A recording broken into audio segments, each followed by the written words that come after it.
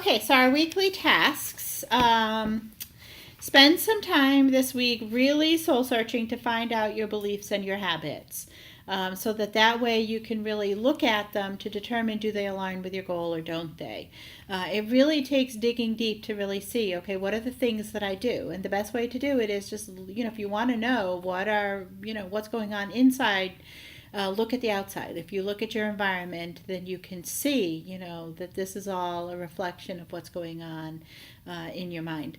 And so really, look at the different habits that you have and then write them down so that you can determine how do they align with your goal. And so if you go back to week 1 where we set the goal and why you're striving for this goal, then as you look at these habits that you have, you can determine do they align or don't they align. The ones that do align, you put a big smiley face and you're like, yay, you keep those. The ones that don't align, you start one by one saying, okay, how can I change this habit?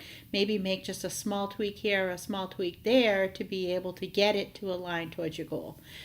Because if it doesn't align, then you wind up with that friction and that conflict, and then you don't get where you want to go. And do I have the same goal written twice here? Oh, let's see. Make a list of all your habits. All right, so I just said that. And create the visualizations. So the I ams.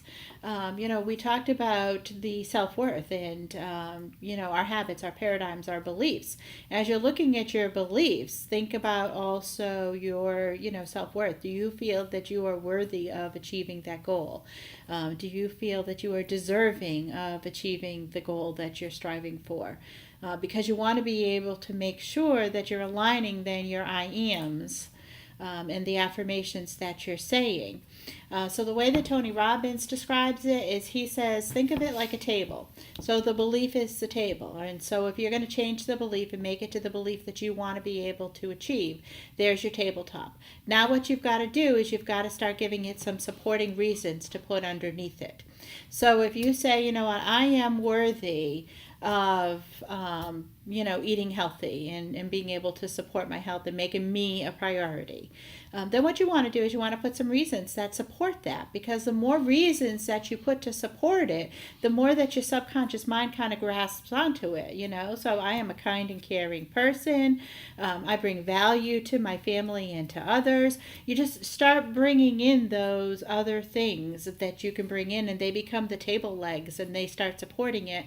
And then every day you start repeating these, because the more that you repeat them and the more that you say them, the more that you're going to start to believe them. And the more that you believe them, the more that you're going to take positive action towards being able to achieve them and get yourself there. So really look at those habits. Are they aligning? And then make sure that you're creating positive affirmations that go with them. So those I am statements, and that you're then saying them twice a day. And then lastly, give Bulletproof a try. Some form of it, whether it's the grass-fed beef, the bulletproof coffee. I highly encourage you to try that. Or if it is the intermittent fasting, or if it's all of them. But give some form of it a try, because again, we're trying to create a mental mindset shift. And that means that you've got to be able to say, okay, I'm going to do something different. And that's why we're leaving every week with different tasks that we're doing, because we're trying to be able to really create that shift in our mind so that everything isn't exactly the way it is. Einstein's definition of insanity is to do the exact same thing over and over again and think that you're going to get different results. So if you've already gone down this path of trying to be able to achieve your health and you haven't succeeded it, then trying again, doing the same thing the same way, isn't going to yield you different results. You've got to try differently, which means you've got to throw something different at your mind. As Tony Robbins will say, you need to interrupt the pattern. And we're going to talk more about pattern interruption next week. So those are our tasks for this week. And remember, next week we are here on Thursday again. And I will see you guys all then. Thanks so much.